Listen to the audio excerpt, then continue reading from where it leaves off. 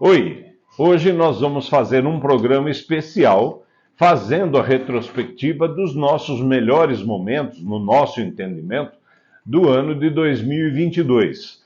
Tivemos um ano repleto de atividades, de momentos políticos, e nós fizemos então a colocação de alguns momentos, de alguns programas que nós rodamos durante o ano de 2022. Então vamos a todos eles.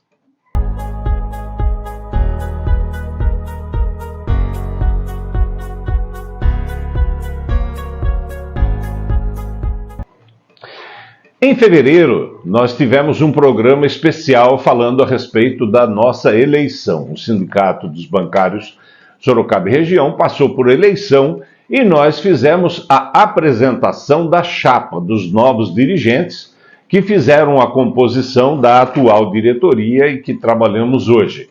Vamos aos melhores momentos. Então é bastante importante que você, bancário, acredite no nosso trabalho. Essa é a equipe que vai ser votada agora no próximo dia 24. Repito, 43 dirigentes, 12 liberados que trabalham dentro do sindicato, viajando região afora, e mais 31 trabalhando dentro das agências. Isso é bastante importante para você que tem um colega ali trabalhando, né? Porque o dirigente dentro do banco ele tem muito mais valor do que nós que estamos fora do banco. Esse é o boletim, o último informativo que a Aninha preparou, que nós estamos entregando nas agências. O verso tem a composição dos dirigentes, nós colocamos ali algumas conquistas, alguns trabalhos. Nós queremos que você acredite em todas as ferramentas que nós colocamos à sua disposição, que ali contém informações que são importantes, preciosas para todos nós. Para todos nós. Essa é a equipe, nós somos 43 dirigentes que foram selecionados e a gente conta no próximo dia 24 com a sua votação. Nós precisamos que você faça a votação para poder sacramentar, referendar definitivamente o nosso trabalho. Melhores momentos do mês de março, Dia Internacional da Mulher, e nós chamamos a Pamela Godoy, que falou de igualdade de gêneros, das dificuldades das mulheres no ambiente de trabalho, seja ele qual for. Então, fizemos uma coletâneazinha, vai agora para você o que a Pamela falou para a gente. Mas no final de um ano, né? Ó, aqui a Regina, boa noite, Regina. Existe uma questão cultural enraizada onde a mulher deve ser submissa ao homem, o que também acaba refletindo no âmbito profissional. Esse é o comentário da Regina. Tem aqui o estudo da ONU que as mulheres ganham, em média, 84% do salário do homem. Agora, me explica aí. A ONU diz que, se continuar nesse ritmo, as mulheres levarão mais de 250 anos para alcançar o salário masculino. Como é que você explica isso para nós, Pamela? É triste, né? Triste. Imagina o que é 250 anos. O Brasil tem pouco mais de 500, gente. Tem noção que é metade da história do Brasil? Claro que eu estou contando da história, né, que a gente conta depois do descobrimento, mas o Brasil já existia antes, né? Sim. E sabe, Júlio, que a Regina tem toda a razão. A Regina Alves que mandou essa mensagem aqui para a gente, porque tudo isso está conectado. O que acontece? A gente tem uma cultura patriarcal que coloca a mulher nesse lugar de submissa, como a Regina falou. E aí, por que ela é a primeira a ser demitida? Porque muitas vezes o empregador vai pensar o seguinte: não, o homem ele tem a família para sustentar, é um dever dele. Mas olha só que situação, Júlio. Não sei se a galera sabe que está assistindo a gente, mas cerca de 52% dos lares brasileiros são chefiados por mulheres. Olha isso. Desconhecia isso. E quando a gente tem um divórcio e a gente tem filhos, muitas vezes recai sobre a mulher o cuidado com essas crianças, com esses adolescentes, né? E aí ela tem uma renda que ela precisa para ela e para os filhos. Né? O ideal, inclusive, é que a gente viva num mundo onde os filhos são criados igualmente pelos pais, independente de estar separado ou não, que se divida os custos de forma igual, que a gente divida o tempo de convivência de forma igual. Mas não é isso que acontece. E aí, esses 250 anos que a ONU nos fala que vai demorar, é porque cada passo para a igualdade é muito lento. Né? A gente, olha só, né? A gente tem essa categoria bancária que é super forte, faz essa negociação nacional, unificada, né? Eu lembro, Júlio, quando eu estava na faculdade, o único exemplo de convenção coletiva que a gente estudou era da categoria bancária, tão Sim. forte que ela é. E aí, mesmo assim, a gente tem essa desigualdade nos bancos. Né? A gente precisa fazer uma discussão cultural de como a gente faz essa reflexão para que a gente diminua o machismo, pense numa sociedade mais igualitária, mas também precisa ter políticas públicas, políticas de emprego que vão visar a igualdade. Para o mês de abril, chamamos aqui o nosso professor, o nosso amado mestre Erledes Elias Silveira. E ele veio falar para a gente a respeito da importância de você, trabalhador, estar inserido no movimento sindical. Movimento sindical que, nesses últimos 4 anos, passou por dificuldades, todas as profissões. Então, o Erledes falou um pouquinho a respeito disso para nós. Bem, então, assim, é importante saber que o movimento sindical teve um papel no mundo, depois particularmente no Brasil, vamos falar do Brasil, de questões que vão além das questões específicas da luta do trabalhador em relação à sua empresa, em relação ao seu patrão. Nós, o movimento sindical, lutou, por exemplo, pela democracia. Lá em 45, depois, com o golpe de 64, teve uma luta árdua, participou de todas as lutas em defesa da democracia. Ou seja, o movimento sindical tem um papel importantíssimo e há que se entender que esse papel é fundamental, porque às vezes a gente ouve de alguns dirigentes sindicais que o movimento sindical está voltado só para a questão da negociação com o patrão e tal. Não é muito mais do que isso. Aliás, agora mais ainda, nós temos que lembrar que o movimento sindical tem que estar inserido nas lutas sociais, até porque, com as mudanças, nós vamos comentar um pouco sobre isso, violentas que nós estamos tendo na questão da relação capital-trabalho, nos modos operantes do trabalho, ou seja, está tudo mudando. O trabalhador, às vezes, hoje não vai estar na empresa. Né? Com a pandemia, essa coisa, né, aumentou muito mais, o trabalho home office. Onde você vai encontrar o trabalhador? O trabalhador mora em algum lugar, todo mundo mora, então você tem que estar próximo das questões sociais, das questões de interesse geral daquela comunidade, para você estar próximo do trabalhador. E bancário não é diferente. Então, assim, é importante ter essa visão, porque senão, às vezes, eu começo a ficar de novo numa situação onde o sindicato não tem o respeito que deveria ter. Mas se eu entender que eu, enquanto um dirigente sindical, eu tenho esse papel, que é amplo, que vai muito além daquela relação imediata do capital-trabalho, evidentemente que nós vamos ter a respeitabilidade, vamos dizer assim, respeitabilidade dos governantes e a credibilidade dos trabalhadores a favor do sindicato. Veja os bancários. O avanço e é importante que entenda isso, o avanço que a categoria de bancário teve aqui no Brasil. No mês de maio, nós recebemos com muito carinho a nossa querida Estela, presidente do Sindicato dos Bancários de Campinas, que veio falar para a gente um pouquinho do cotidiano do sindicato, do dia a dia do sindicato, o que acontece com a gente e que você, dentro do banco, da sua empresa, não tem a mínima noção das dificuldades que a gente enfrenta e tal. Então vamos lá, um trechinho do que a Ana Estela falou para a gente.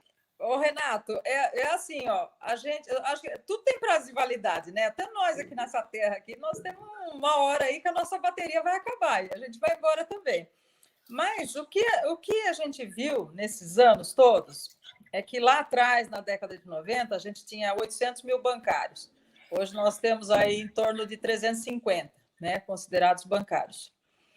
Mas, se você pega todo o ramo financeiro, você continua com 900, ou próximo disso. Então, o que acontece assim, é que o nosso trabalho mudou. Aquele bancário que a gente conhecia de agências cheias, quando você tinha... Lá, agora nós estamos começando a ver isso de novo, mas lá atrás, quando você tinha a hiperinflação, que o banco era meio de pagamento e tinha overnight, todas essas coisas que tinha que ter... o que o banco queria, os clientes dentro da agência, tal. Isso mudou, né? Mas migrou para algumas questões, por exemplo, a área de tecnologia dos bancos hoje, ela emprega muito. Telemarketing, que a gente não tinha. Então, tem muita coisa no ramo financeiro que não está, a gente não está vendo, mas ele existe. E muitas vezes disfarçado de outra categoria. Mas acho que bancário, olha, banco não vai acabar.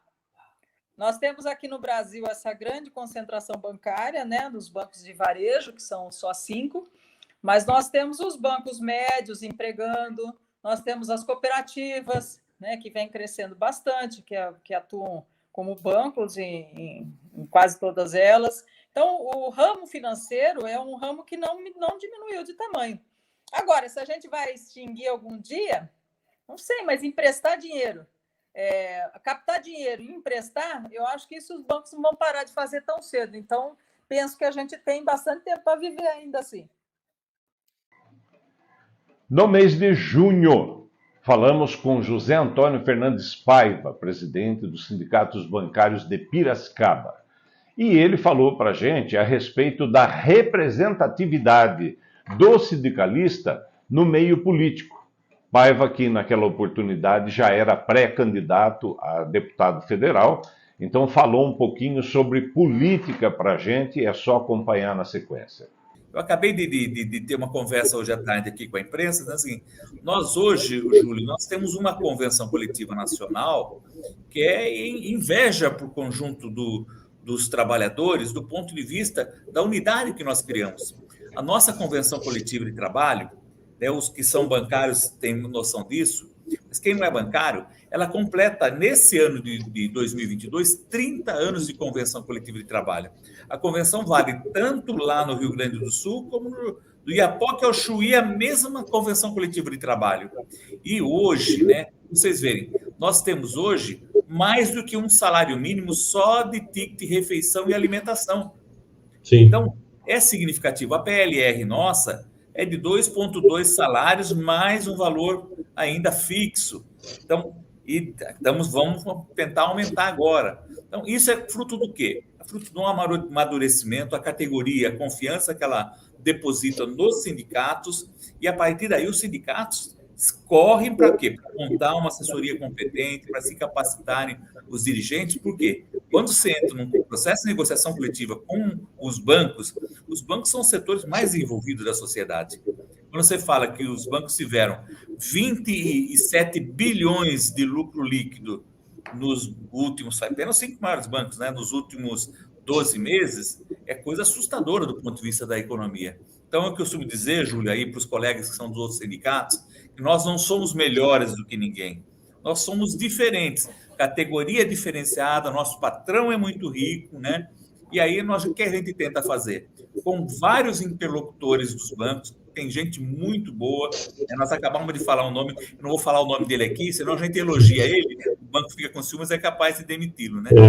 Temos valiosos companheiros na gestão de pessoas, relações sindicais, nos bancos, que ajudam a gente a ter, né, um equilíbrio legal, uma valorização dos bancários, né, diminuir a questão do assédio moral. Então, essas questões são muito importantes. É por isso que eu sou um apaixonado pelo movimento sindical e confio muito nos meus colegas e nas minhas colegas, que são hoje os sindicatos filiados à Federação dos Bancários de São Paulo e Mato Grosso do Sul. Mês de julho. Estávamos entrando, então, na campanha salarial 2022. Todas aquelas expectativas, aquele ano ruim, péssimo para o movimento sindical bancário em específico. E nós conversamos com o secretário da Federação dos Bancários São Paulo Mato Grosso do Sul e presidente do Sindicato de Rio Claro, Reginaldo Breda, que já dava para a gente a antecipação, uma palhinha do que poderia estar acontecendo na nossa campanha, que tinha início em julho e que tinha que finalizar até o dia 31 de agosto. Vamos às informações. O pioneirismo nosso é isso. Hoje parece soar assim como uma coisa muito futurista a semana de 4 dias. Mas, né, vamos em cima dela, vamos ver se a gente consegue. É melhor a gente tentar uma coisa pensando no benefício das outras pessoas do que a gente ficar estático, né, e não inovar numa mesa de negociação. Eu prefiro inovar, né, e debater com o banco e convencer os bancos que isso é possível e é viável dentro do sistema financeiro. O sistema financeiro hoje, aqui no Brasil, é o que pode dar mais certo numa semana com uma jornada menor de trabalho, é no sistema financeiro, pelo alto investimento tecnológico que tem dentro do sistema financeiro hoje. Sim, sim. O Renatão nosso aqui já deixou um abraço para nós, boa noite. E fico Renatão. Contente. A Jaque de Jaú acabou de mandar um parabéns aqui pela pauta nossa, que é o que o bancário está esperando, né? Falar um pouquinho a respeito de campanha. Reginaldo, vamos partir para a pauta, que é o fim das demissões. O Banco Mercantil do Brasil demitiu, encerrou a atividade em Rio de Janeiro, não consigo nem pensar. Aliás, a Jaque é Mercantil do Brasil, né? Encerrou as atividades lá no Rio de Janeiro e, inclusive, para algumas pessoas que tinham estabilidade. Isso foi colocado na mesa, foi falado alguma coisa a respeito sobre estabilidade de emprego, pelo menos, foi falado, né? Vamos pontuar. O Banco Mercantil atropelou as leis, né? Tem leis que falam sobre você encerrar a atividade e demissão em massa. Ele passou por cima de tudo isso que foi construído dentro das leis, não conversou com a categoria bancária, não comunicou ao Comando Nacional, não comunicou a ninguém, simplesmente chegou, né? A diretoria decidiu, tomou uma decisão e executou. Encerrou a atividade do Banco Mercantil no estado do Rio de Janeiro. Quando nós ficamos sabendo no Comando Nacional, já tinha acontecido as demissões, mas, imediatamente, na mesa de negociação com a FENABAN, foi marcada uma conversa com o banco, que surgiu efeito, né? Todas as rescisões foram suspensas, e hoje houve uma conversa com o Ministério Público do Trabalho, FENABAN, Comando Nacional e Banco. Mês de agosto, 28 de agosto, dia do bancário. E nesse mês em específico, além das entrevistas que nós fizemos, nós tivemos o sorteio dos brindes para os bancários sindicalizados, que foram um total de 60 brindes valiosos, brindes que até eu gostaria de receber. Fizemos o sorteio ao vivo, que foi transmitido para todos os bancários através do YouTube. Acompanhe na sequência. Então nós vamos fazer agora o sorteio da TV 32 polegadas para o Banco Bradesco. O Edivar vai clicar ali o nome sorteado e o vencedor é Diego Gabriel dos Santos, do Bradesco Piedade. Diego Gabriel dos Santos, Bradesco Piedade, ganhou uma TV 32 polegadas. Essa TV é Smart TV, né? Smart TV. Tá? Ela está colocada aqui abaixo, né? Logo abaixo da mesa. Uma TV Smart TV. O Edmar está colocando ali já na nossa listagem para deixar certo que o Diego, então, vai levar uma TV 32 polegadas. Podemos fazer o sorteio agora do celular? Pode ser? Então vamos lá, Edmar. Sorteia o nome para o smartphone. Quem ganhou foi a Ana Tereza Modanese, do Bradesco Centro 152 Sorocaba. Fukimodo. Ana Tereza Fukimodo Modanese, do Bradesco Centro. Então ganhou um celular. Ok?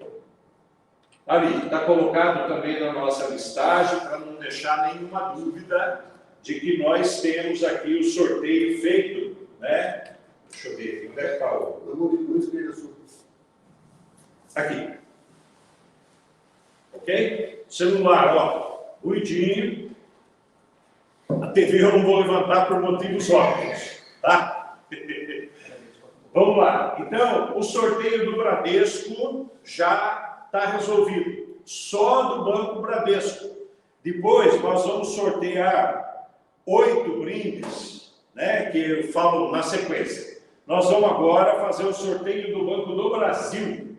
Banco do Brasil, uma TV 32 polegadas. Vamos lá, Edgar. E vai para o Valdir Antônio da Silva, da General Carneiro. General Carneiro, aqui de Sorocaba. Valdir Antônio da Silva, Banco do Brasil. Está ganhando, então, uma TV 32 polegadas. Smart TV. Dá para fazer já o celular? Vamos para o celular, então, para o Banco do Brasil. Vamos lá, Eduardo. Adriane Damásio Moretti, Banco do Brasil de Salto de Pirapora. Adriana Damásio Moretti, o Davi está feliz aqui, porque é da base dele, vai entregar, então, um celular para a Adriana lá em Salto de Pirapora. Também vai para a nossa lista aqui, para não deixar nenhuma dúvida do nosso sorteio, da lisura do nosso sorteio.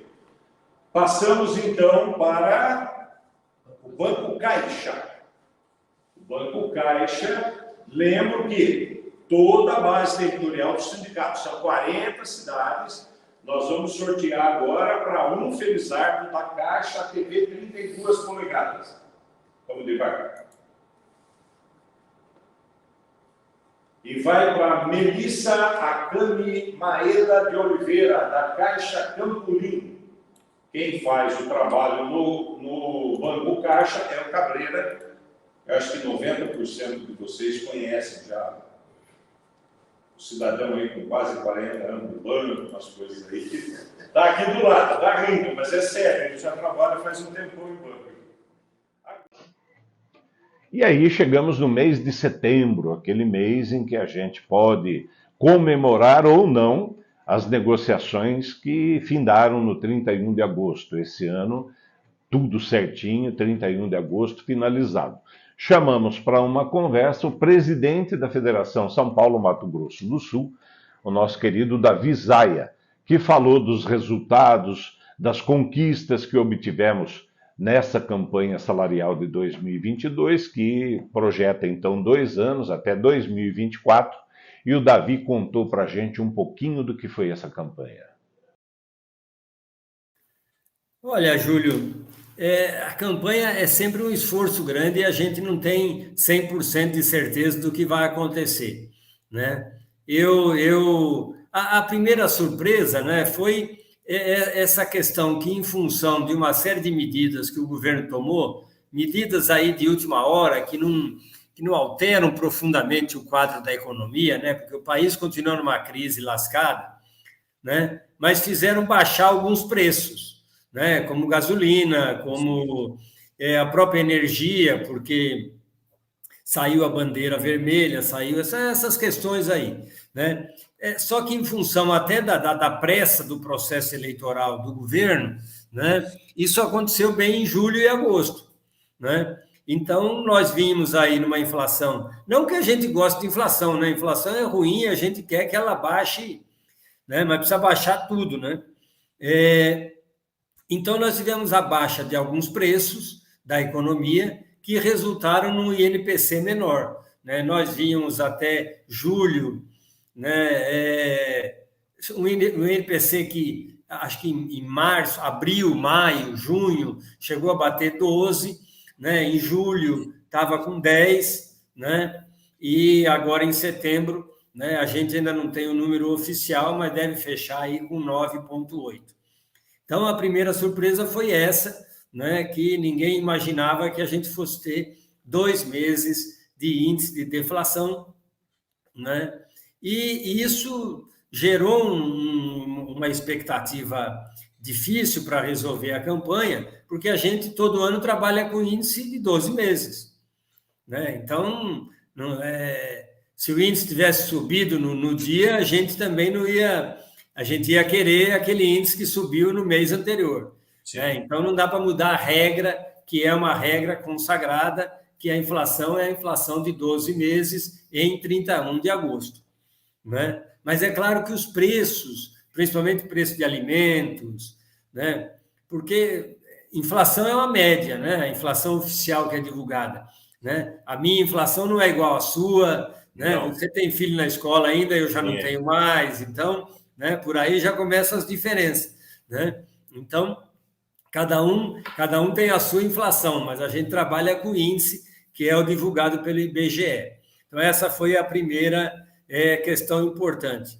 Né? E depois, de certa forma, a outra surpresa para mim, né, foi a insistência dos bancos, né, em não repor a inflação, né, logo no começo da negociação não, mas no começo da negociação discutiu as outras cláusulas, né? Mas a hora que começou a chegar para começar a conversar sobre reajustes, sobre os índices, né, os bancos fizeram uma posição muito firme contra a reposição da inflação. E aí a gente fica encafifado, né, para usar uma palavra simples aqui, que justo na nossa campanha da deflação, né? É um negócio que a gente não consegue explicar. Depois tem gente que diz que o banqueiro não manda no país, mas é vírgula, né? Parece que tudo acontece no nosso dissídio. Deixaram um abraço para nós aqui, ó, o Fabinho, o Edivar, a Ieda, a Carla, o Murilo, a Fernanda, o Ricardo Marcicano, a Nelly, o Lameu, o Renato e o Ricardão. Lembra aqui que Dona Poliana é candidata também, né? Sim, sim. A esposa é candidata a deputada federal. É, federal. Eu falhei aqui, eu acabei falando dos dois colegas sindicalistas, esqueci da esposa aí, me perdoa. Ô, não, Davi, sem problema. Qual a cláusula que você sentiu maior resistência por parte da FENABAN? Qual o enrosco lá? Olha, a maior resistência foi justamente essa questão de repor a inflação, né? Isso foi um embate duro na reta final, né?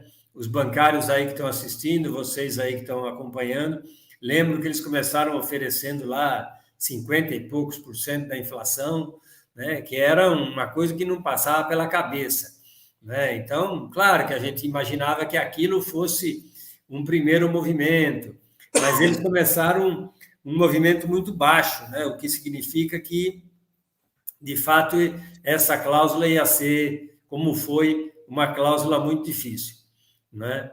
E então essa foi talvez a maior dificuldade da campanha, né? A outra questão, né? Eles ainda queriam discutir uma série de questões que procuravam mexer em cláusulas que têm a ver com a relação nos locais de trabalho, né? Nós tínhamos lá algumas reivindicações de segurança bancária, por exemplo, né? E eles tinham uma proposta de mudar tudo isso, de dizer que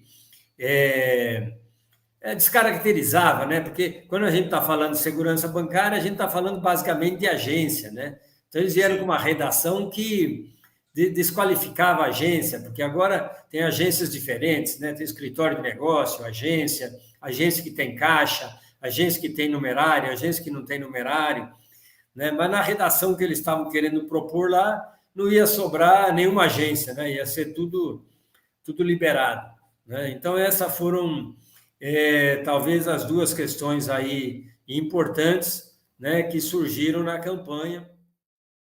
Agora, né, novo cenário, o sindicato trabalhou aí um cenário específico para o nosso FalaBan, para o nosso podcast, né?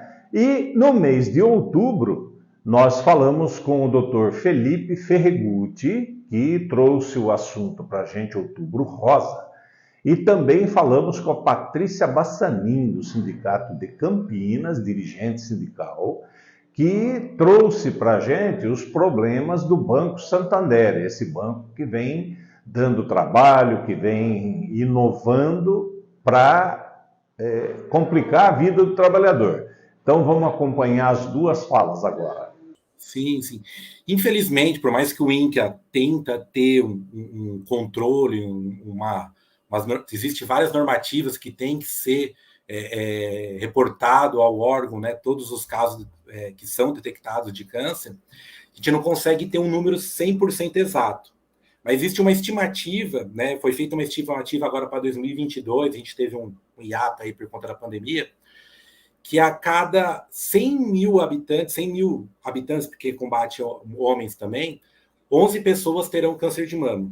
Reduzindo em números, a cada ano, em torno, né, de 25, 26 mil casos novos de câncer de mama no Brasil são diagnosticados. Né? É um número grande. Você pegar a população brasileira, isso é muito representativo. Né? Pegando ainda que seria uma população ativa, né, no mercado, uma população que vai estar contribuindo com toda a sociedade, que essa pessoa vai deixar de contribuir e se torna ainda muito mais relevante. Né? Então, são números grandes. Então, cada ano, em média, 25 mil novos casos. Já tem vários casos, então, todo ano, mais 25 mil estão surgindo aqui no Brasil. Tá? Mundialmente, esse número cai um pouco, em torno aí de 9, 10 casos a cada 100 mil habitantes, mas isso é muito relativo de país para país, como é o diagnóstico. Tem país que consegue ter um controle melhor porque vai ter um diagnóstico melhor, tá?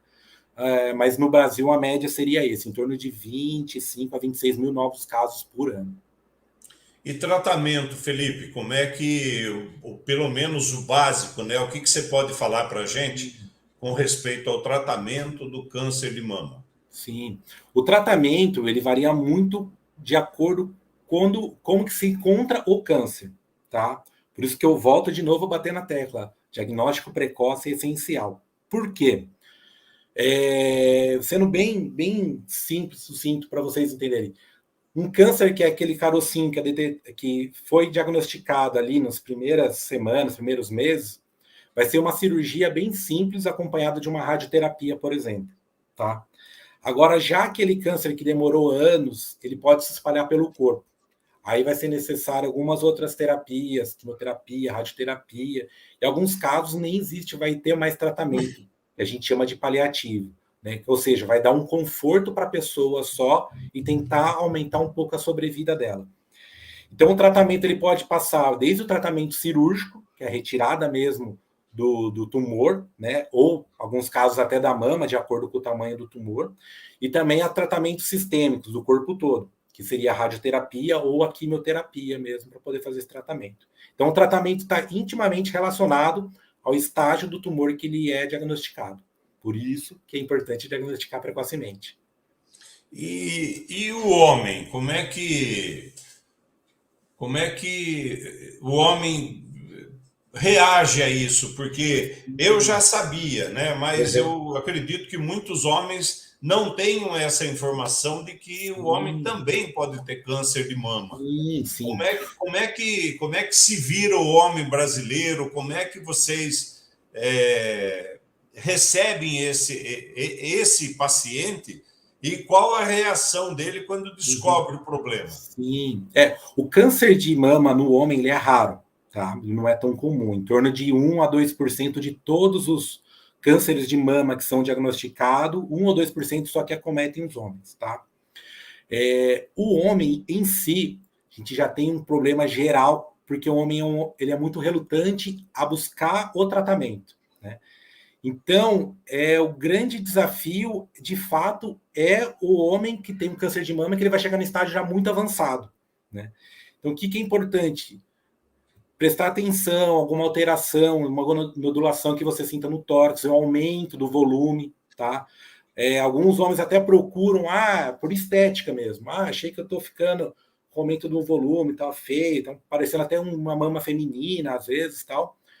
E é importante a gente investigar tudo, fazer um ultrassom, às vezes, em alguns casos, fazer até como se fosse uma mamografia mesmo, né? Mas geralmente o ultrassom a gente já consegue fazer o diagnóstico, para poder diagnosticar esse câncer de mama e resolver ele precocemente.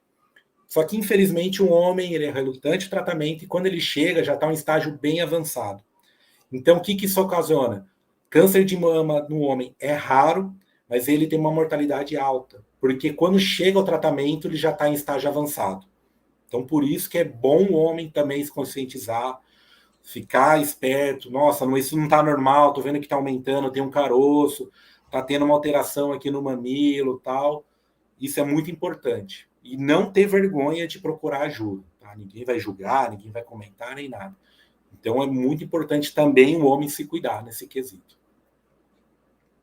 Isso acaba sendo fatal para o homem, então, por conta do desconhecimento, né, Felipe? Porque se você pegar aquele machão de boteco que toma uma cerveja todo dia e tal, se você chegar e falar para ele que ele corre o risco de ter câncer de mama, é capaz dele sair no braço com você, Sim. bravo, barbaridade, de você estar duvidando da masculinidade dele, mas não é assim. Estamos todos sujeitos. Sim, até complementando a pergunta que você fez, Júlio, o nosso desafio às vezes é explicar para ele, falar, não, você está com câncer de mama. Não, tá doido? Você está mentindo para mim, doutor. Isso é coisa de mulher só, não acontece com homem.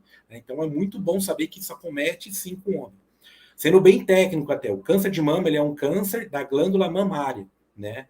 Enquanto mamíferos, homem e mulher têm glândulas mamárias. A diferença é que na mulher, num estágio da puberdade, essa glândula mamária vai se desenvolver e no homem ela não vai desenvolver, ela vai ficar retraída ali. Então, homem e mulher têm glândula mamária e homem e mulher pode ter sim câncer de mama, né? Por isso que é importante sempre estar esperto, sempre estar se examinando, sempre estar prestando atenção com o seu corpo, conheça o seu corpo, homens e mulheres, que isso é que salva vidas de fato. Então, eu vou dar uma de distraído, que quem conhece o Julião sabe que eu não vejo prédio na rua, imagine o que eu vou falar agora. Os cartazes informativos, eles falam que o homem também é propenso a ter o câncer de mama? Poucos, muito poucos. Por conta da incidência ser maior em mulher, por conta de o foco, às vezes, ser a mulher, né? Infelizmente, muitas vezes, deixa de passar essa informação que o homem também pode ter, tá? Então, até parabenizo a ideia do programa justamente dessa, de levar essa informação, né? Que, infelizmente, às vezes um cartaz, um folder, uma propaganda na TV, no horário da TV aberta, não vai conseguir passar essa informação, porque em curto período de tempo, infelizmente, tem que tentar atingir a população mais vulnerável, né? Mas é importante falar que tem que ter o homem, infelizmente, a gente ainda peca nesse assunto que não é tão divulgado que pode acometer o homem também. Então, é muito importante frisar essa tecla, assim. Parabéns aí pelo programa por estar levando essa informação a todos aí, que isso é muito importante.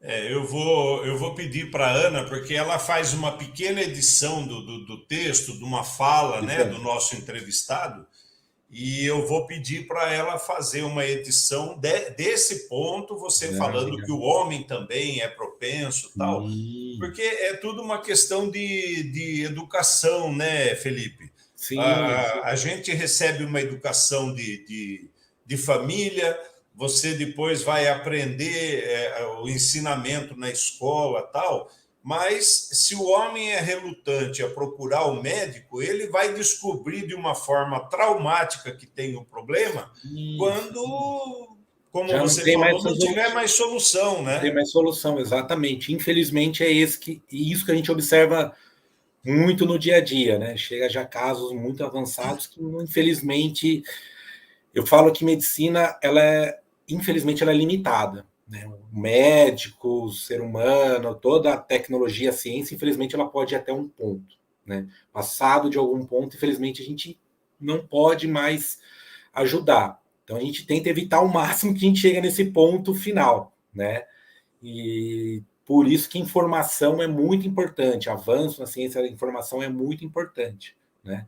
Infelizmente, falta ainda muito conhecimento básico, não só de câncer de mama, mas de várias outras patologias, várias outras doenças. Mas, ao pouco, a gente vai ali de pedrinha em pedrinha, de degrauzinho em degrauzinho, a gente tenta alcançar nosso objetivo aí para que todos tenham uma saúde, uma qualidade de vida melhor, né? Fazendo uma conta rápida nos números que você passou, no Brasil, 25 mil casos por ano, 2% dos 25 mil, são 500 homens acometidos e ainda assim o índice de mortalidade é maior entre os homens do que as mulheres. Quer dizer, é um radicalismo danado, né, em que a gente está correndo aí um risco pelo desconhecimento. Sim, né? sim, não, e assim, aproveitando, a gente está falando do Outubro Rosa, né? Esse é o câncer de mama, que é o desconhecimento, mas não só desse, de todos os outros cânceres que a gente vê, né? Câncer de próstata, agora vai vir o novembro, também é Novembro Azul, que pegou um pouquinho dessa ideia do Novembro Rosa, viu o seu sucesso, que conseguiu levar um pouco de informação, de ter maior sucesso no tratamento, né? Então foi cada vez, eu acho que todo mundo está observando que agora cada mês está tendo uma certa uma política aí de propaganda para levar informação, né? Então tem o Outubro Rosa, o Novembro Azul, né? Em dezembro a gente tem o Dezembro Laranja, que fala muito do câncer de pele, que é muito influente, um câncer que mais acomete no brasileiro, para você ter uma ideia, também é pouco falado, né? Então, graças a Deus, tem muita gente aí, como vocês, que estão pensando em levar essa informação para a população para poder ter cada vez mais qualidade de vida, assim. Uns 2 programas atrás, nós falamos também sobre o Setembro Amarelo. Setembro Amarelo, muito importante. Que é o do suicídio, né? Então, sim, também acomete muito. Importante. Esse é o trabalho social do sindicato, Felipe, fazer uma propagandinha nossa aqui. Imagina. Porque, às vezes, os colegas acham que o sindicato existe só para criar confusão, ir na porta da empresa, fazer barulho e tal, e não. Sim. Se as pessoas soubessem as preocupações que nós temos com saúde, com segurança, com o transporte do funcionário, com o problema do assédio moral e sexual, né? São pautas específicas que a gente trabalha no dia a dia e que varia muito. Às vezes você está atendendo uma pessoa que está sofrendo com assédio, dali a pouquinho você atende uma pessoa que tem um afastamento médico, que seja por LER, né?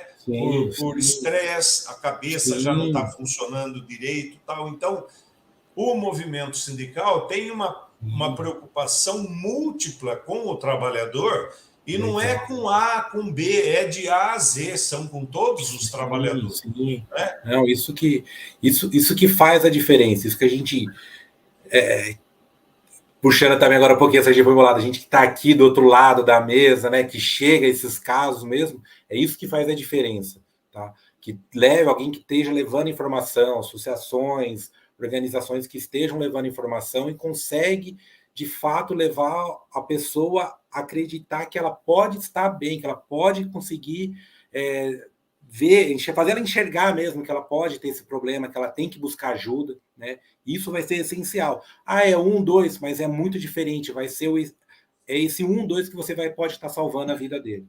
Então, assim, se hoje, aqui no programa, um homem começar a se examinar e ele, Deus me livre, mas ver que ele pode ter sido salvo porque ele descobriu um câncer de mama precocemente, eu já ganhei meus 11 anos de formação aí. Então, eu sei que isso é isso daí que faz o diferencial para a gente.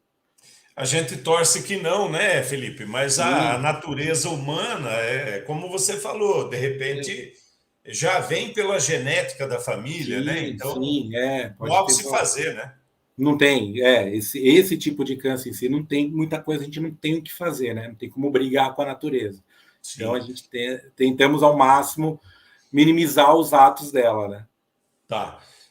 Felipe, tem sintoma? Dá para diagnosticar? Você está sentindo alguma coisa, fora o toque e tal? O que acontece? Quais os sintomas? Sim. O principal sintoma é a nodulação, tá? Então, você vai sentir uma nodulação, tanto em homem como em mulheres, que eu vou falar, os sintomas são os mesmos, tá?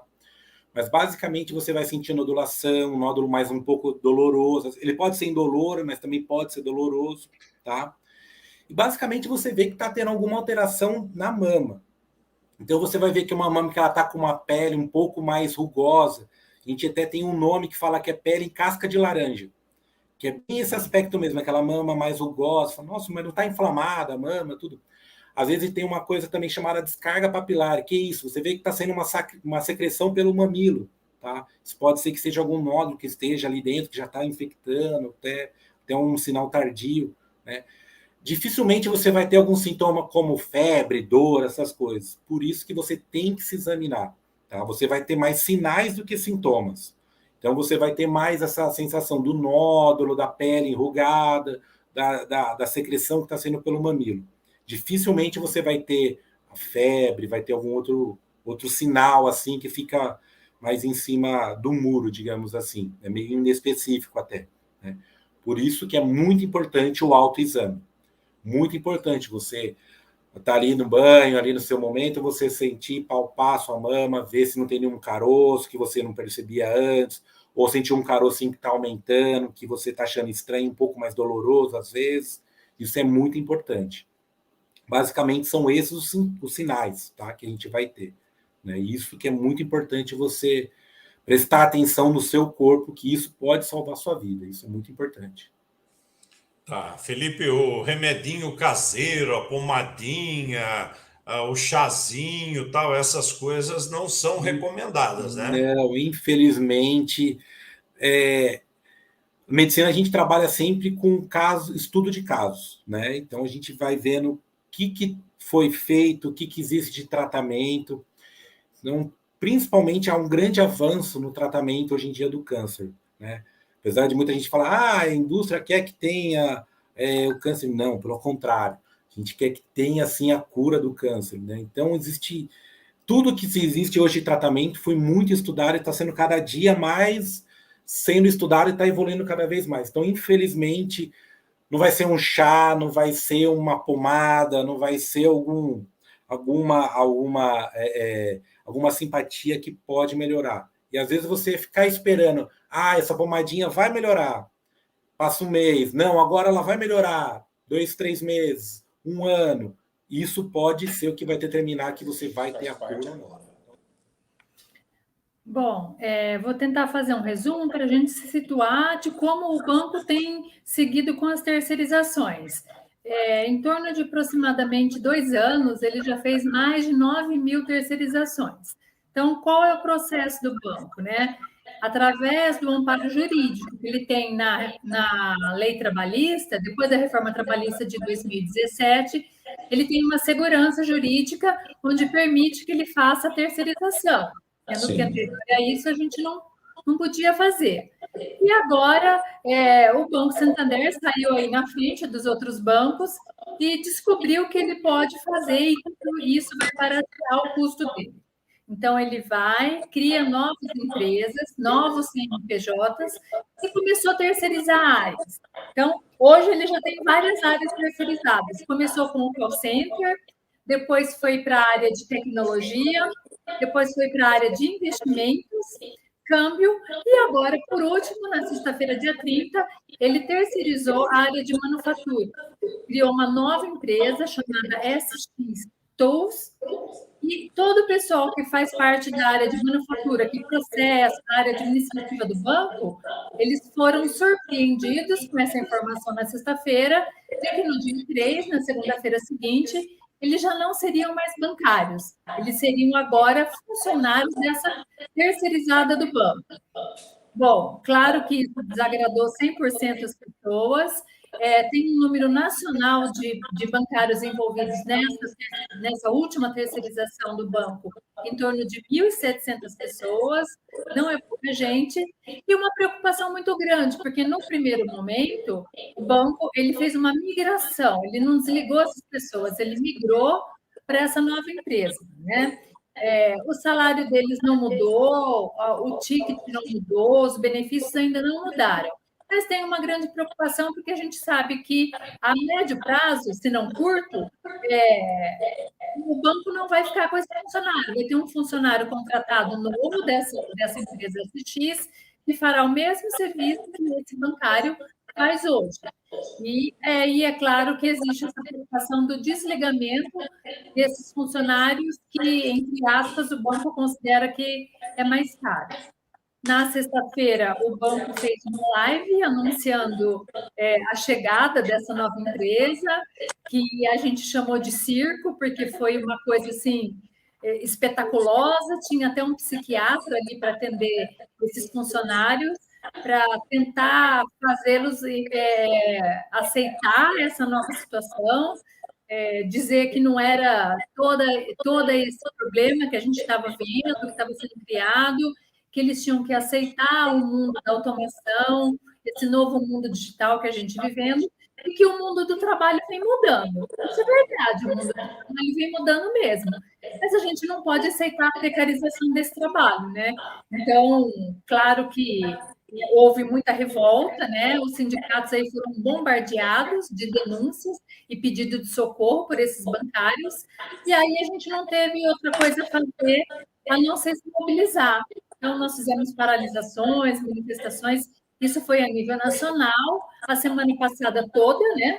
E terminou que na sexta-feira foi o dia mais forte, né? Dia de paralisações mais severas. E, inclusive, o pessoal lá de São Paulo parou a torre, que é uma coisa assim, dificílima, né? Eles têm bastante dificuldade devido à dimensão daquele prédio, né? Mas foi feita uma paralisação lá, o qual trouxe um resultado. Hoje a gente teve uma conversa com o RH, né?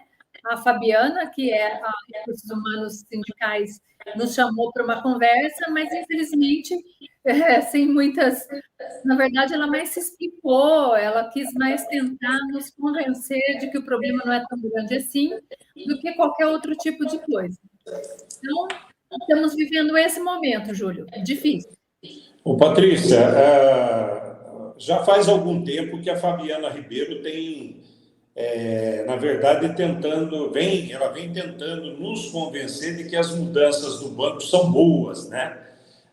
Mas eu tenho uma pergunta a fazer, porque na tua fala você falou que nada vai mudar para esse pessoal que migrou, né?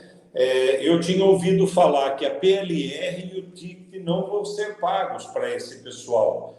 É conversa de peão ou tem algum fundamento isso? Não, o ticket, para quem que recebe o ticket do jeito que ele né, a alimentação e a refeição, não vai mudar.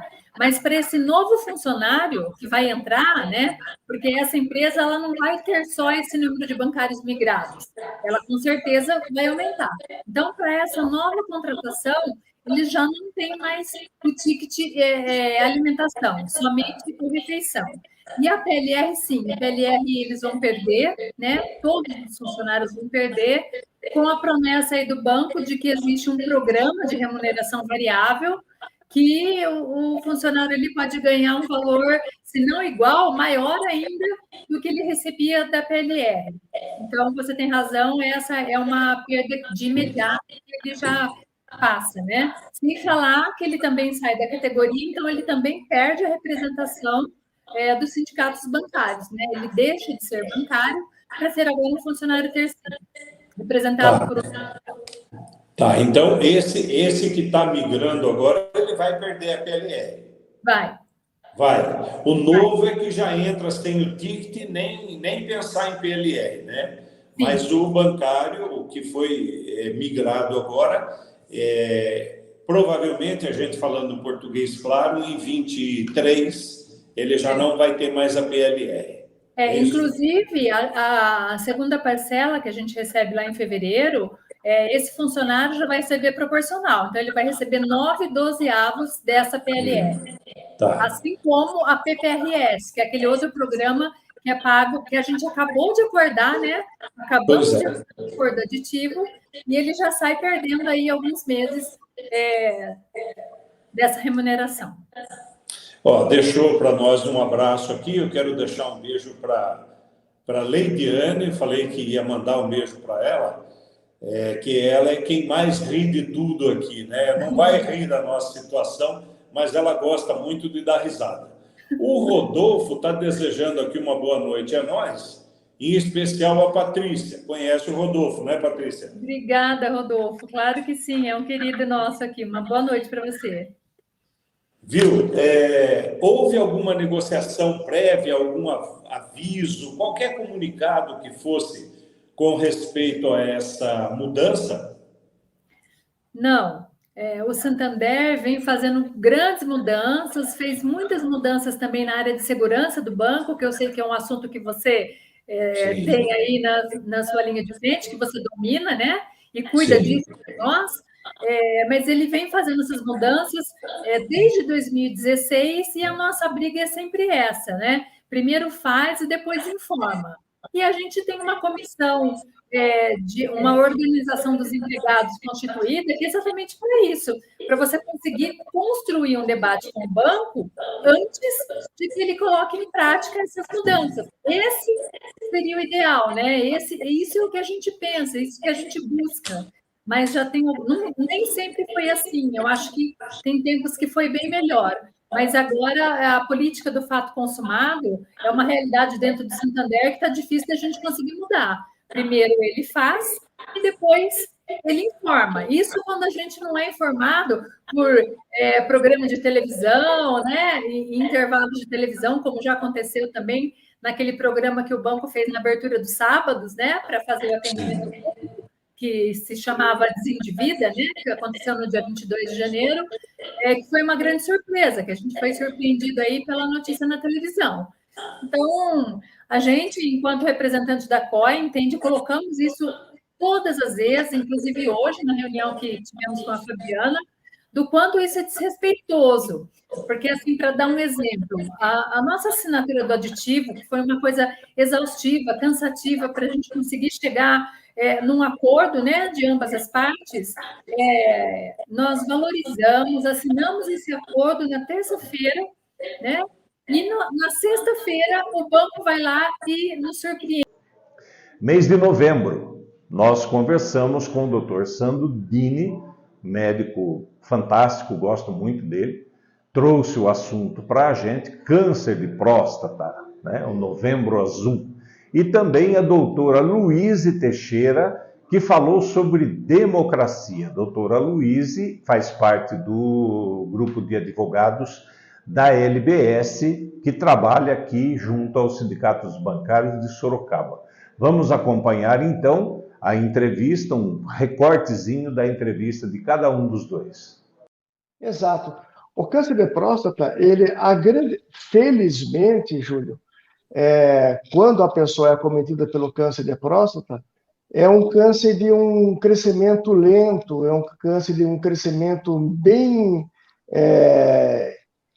indolente, assim, que ele não causa sintomas. Às vezes a pessoa morre por algum motivo, um infarto, um AVC, um atropelamento, causas externas, um acidente, e depois a necrópsia, por exemplo, se for uma morte violenta, faz uma necrópsia, descobre que ele tinha câncer de próstata. Felizmente, a grande maioria dos cânceres de próstata, eles não dão sintomas, mas, infelizmente, quando eles começam a dar sintomas, 95% dos cânceres de próstata já estão em estado avançado. Bom, vamos lá. A gente pode abordar esse conceito por vários aspectos, né? Existe um conceito sociológico, um conceito filosófico, a gente pode estudar um pouco da nossa história, tem o conceito literal, que é o do dicionário, mas eu acho que, buscando resumir assim, de uma forma, especialmente para a gente entender esse momento, as democracias são os governos, né, os regimes de governo em que soberano, ou seja, o maior, o poder ali, a decisão, ela é do povo. Então, nas democracias existe essa correlação entre Estado e povo, e existe um pacto social em que o povo, ele confere ao Estado o poder de gerir, mas em troca de direitos, de garantias, de proteção, de reconhecimento da igualdade. Então, eu acho que importante é a gente começar dizendo que lá atrás a nossa democracia tão nova, né, 20 e tantos anos aí, não temos uma maturidade para dizer muito sobre esse regime, mas ali nós colocamos, sim, a ditadura militar, e vale dizer pela mão dos trabalhadores, né, fim a um governo autoritário em que algumas regras ali foram... Por fim, mês de dezembro, falamos com a doutora dermatologista Ana Rizzi, que trouxe para a gente o assunto Dezembro Laranja, câncer de pele. Deixou a gente meio assustado, porque até essas lâmpadas de LED, enfim, luminosidade artificial, também dá problema de pele. Fizemos uma entrevista gostosa, ela falou bastante a respeito do assunto, e agora é só conferir um recorte daquilo que a doutora Ana Rizzi falou para a gente. Inclusive, o Dezembro Laranja ele foi criado pela Sociedade Brasileira de Dermatologia em 2014, é algo bem recente, todo mundo já está bastante difundido, o Outubro Rosa, Novembro Azul, e a gente ainda tem uma outra questão que às vezes alguns telespectadores aí já conheçam, o Dezembro Vermelho, que é um combate ao HIV. Então, assim, o Dezembro Laranja, ele ficou meio perdido, assim, o câncer de pele hoje ainda não tem um investimento de propagação ainda, o quanto a gente queria e o quanto ele merece, porque hoje é câncer de maior incidência no Brasil. Então, embora a gente tenha 2 tipos de câncer, o mais grave, que é o melanoma, e o menos grave, que a gente chama de câncer de pele não melanoma. Então, esse tipo menos grave, ele tá, pelo menos, alguém conhece alguém que já teve, tá bastante difundido na sociedade. Então, 1 a cada 3 diagnósticos de câncer hoje no Brasil é de pele. Isso é um número... assusta a gente, né? Então, eu agradeço demais a oportunidade de poder passar para as pessoas um pouquinho desse conhecimento, de fazer essa prevenção, porque ajuda muito no nosso dia a dia. Eu amo quando eu chego no consultório, eu tenho um paciente que fala assim, doutor, eu vim aqui ver essa mancha, e aí eu pego, examino e falo, nossa, tem possibilidade de ser um câncer. E aí eu vou lá, tiro e vem a biópsia falando, olha, era um câncer, mas a gente já tirou, tá tudo resolvido, vamos prevenir, vida que segue. Isso para mim é uma alegria muito grande, por isso que eu escolhi a dermatologia. E é um prazer para mim passar para vocês todo esse conhecimento. Para finalizar a nossa retrospectiva, eu quero deixar um abraço especial, um desejo de um ano novo maravilhoso, fantástico, muito melhor do que as expectativas que nós tínhamos nos últimos 4 anos, onde a categoria profissional, trabalhadores de um modo geral, tiveram prejuízos, achatamentos, enfim, todos os problemas que nós tivemos. Esse 2023 eu tenho muita esperança de que as coisas vão melhorar e melhorar muito. Nós temos essa expectativa. Quero desejar que todos tenham harmonia dentro de casa, que a gente possa combater as desigualdades, que a gente tenha sucesso tanto no trabalho quanto na vida pessoal, porque é isso que vale. A vida nossa é feita disso, dos problemas profissionais, das dificuldades da vida familiar, mas todos juntos a gente consegue chegar num objetivo. Um grande abraço a todos vocês e um ótimo 2023.